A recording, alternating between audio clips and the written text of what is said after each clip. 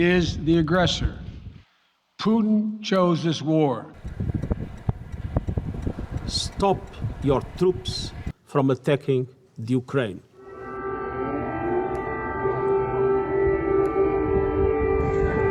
It's been painful to watch. I would even call it hell on earth. That's how last few days have been. I was encouraging them to run for their lives, to try to move to the west.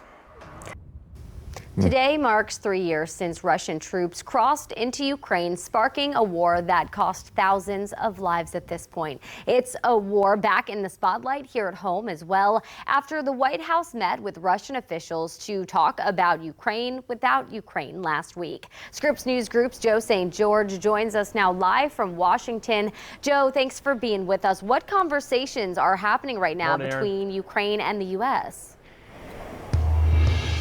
There's a lot of activity, and there's going to be a lot of developments on this Monday related to this war, this belief that perhaps we are close, as President Trump said over the weekend, to a deal being reached on various fronts. This morning, we're expecting the President of the United States to call into a meeting of G7 leaders where Ukraine will be the #1 topic. A little bit later today, over the lunch hour, the President of France will be meeting with President Trump at the White House. This, again, will be an opportunity for Europe to present their case to President Trump regarding the future of this Ukrainian-Russian conflict. As you noted, hard to believe it's been 3 years. Difficult to get an exact number on the number of lives lost. It's definitely in the tens of thousands on both sides. Some estimates have north of 100,000 on Russia's side. Both leaders, both governments of Ukraine and Russia don't readily report fatalities, so difficult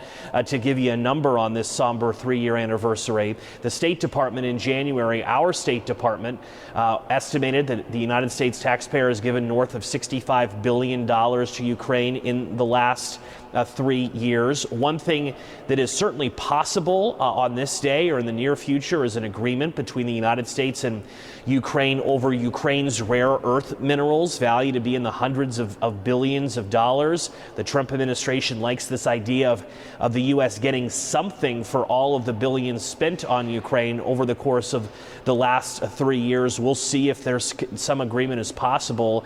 As you noted, last week, American diplomats met with Russian diplomats in Saudi Arabia. We expect more conversations between the U.S. And Russia this week. Ukraine obviously has a major role in any type of negotiation here, but you definitely get the sense that we could be on the cusp of at least something. President Zelenskyy posting on social media this morning, quote, "May the memory of all those who gave their lives for our state and people be eternal." But one thing is abundantly clear: in the last 2 weeks or so, the Trump administration, very different view, very different language when it comes to Ukraine than, let's say, the Biden administration.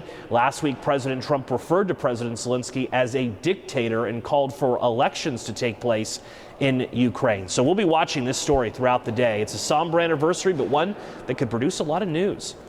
And Joe, another topic that we are keeping a close eye on, especially here in Hampton Roads with so many federal workers, is the email that Elon Musk sent out to the federal workers over the weekend.